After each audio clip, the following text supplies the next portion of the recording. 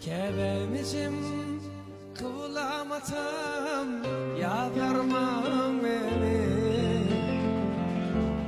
Yaşlı gittim, bitli gittim, dinlemem sizi.